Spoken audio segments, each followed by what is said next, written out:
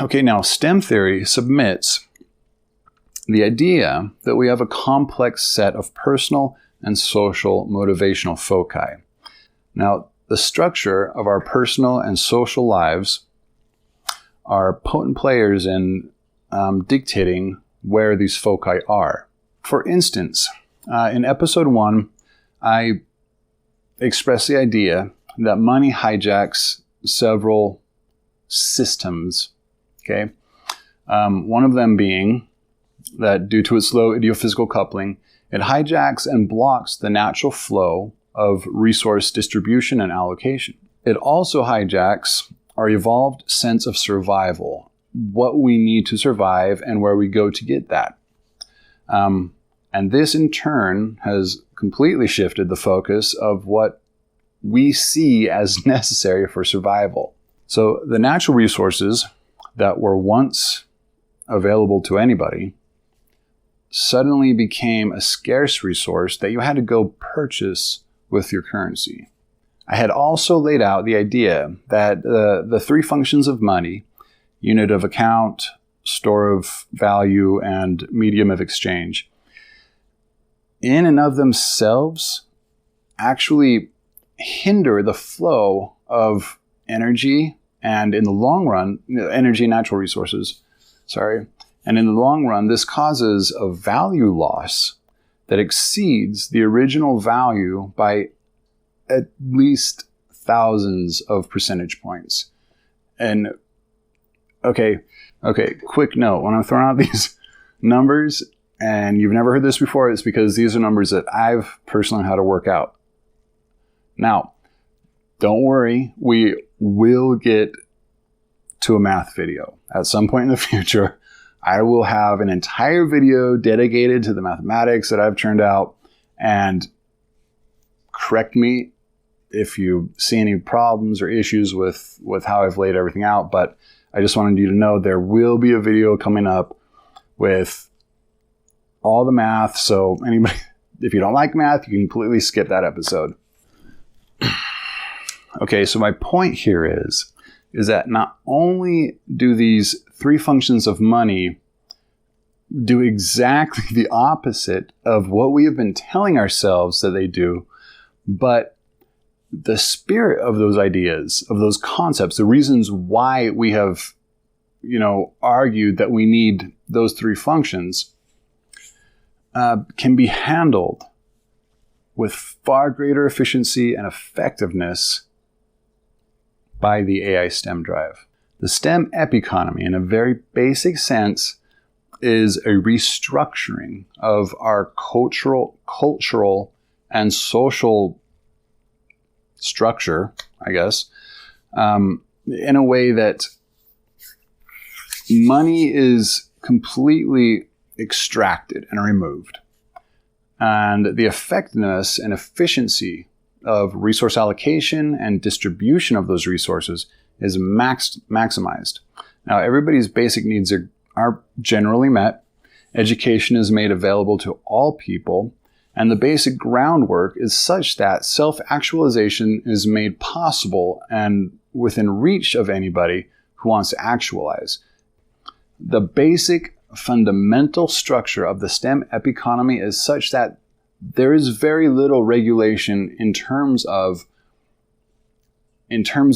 what pushes you to become self-actualized.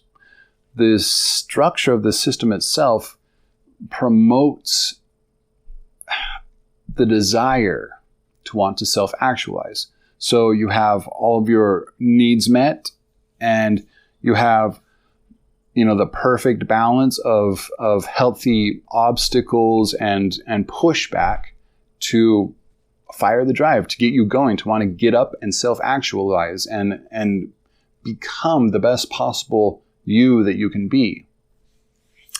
This particular aspect of the epiconomy isn't rocket science. This is just logically looking at how things are and then restructuring them in a fairly permanent fashion such that things that need to be regulated and adjusted can be, But the things that are kind of going to be there for a while, the structures that are there to stay, are the structures that really are like the wave guide for the desire to want to actualize. The sort of secondary cooperative effort that we do as a society during the implementation or redesigning or launching of the STEM epiconomy, the sort of secondary cooperative effort that we do is the redesigning of the social life and personal life in such a way that our social motivational foci are set on achieving self-actualization. This is done through the proper use of the self-determination theory of motivation. Intrinsic motivation is by far the most potent and powerful and efficient and effective form of motivation that we know of. Money as a motivator has nothing on intrinsic motivation. This structure causes a cycle to form. The cycle is that self-actualizing individuals take care of themselves. They love themselves. They tend to see the bigger picture more often. They're not selfish. They veer from any semblance of corruption. They have a deep desire to give back and help, give back to society and help others. Love becomes much more palpable for them. They're emotionally intelligent. They are highly productive, and their work is of the highest of qualities. People that are self-actualizing don't take their time. They put their all into their work. They make the finest things, and create masterpieces left and right. That's the sort of stuff and productivity and quality that comes out of self-actualizing individuals.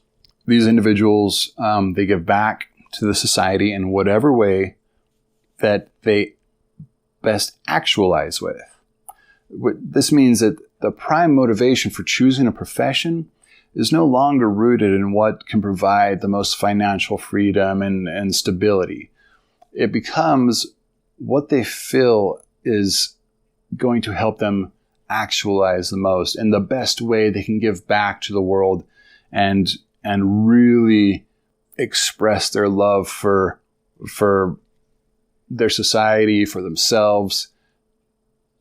So you have somebody that self-actualizes being a waiter, somebody that self-actualizes, being a coach. And it's not always one particular profession.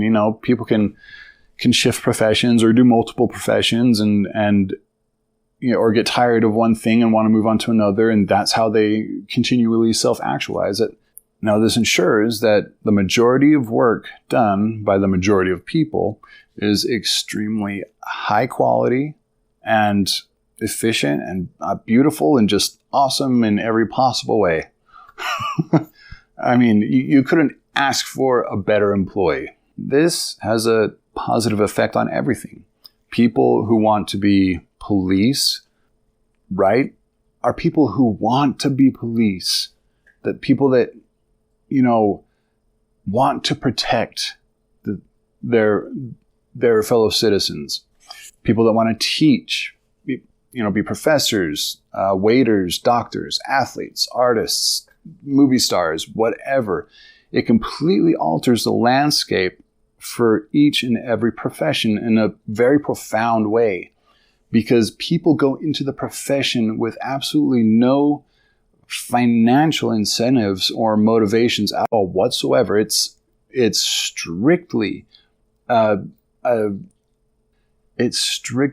based on a need to want to better themselves and become their best possible selves. And in doing so, a love for others develops in such a profound way and such a palpable way that when they exercise their profession, it is wanting to just give back, make the world the best possible place through the one thing that you have found that helps you develop yourself and become a better person. It's just, it's a beautiful thing, really. So now almost everybody is highly motivated via, intrinsic motivation and self-actualization to give back in a culture that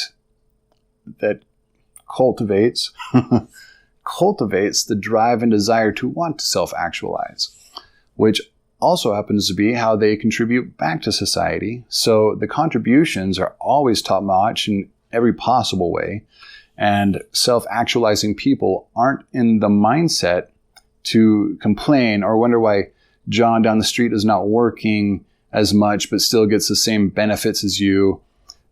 If anything, somebody might wonder why John isn't working as much, and they would be concerned and want to go find out and help him.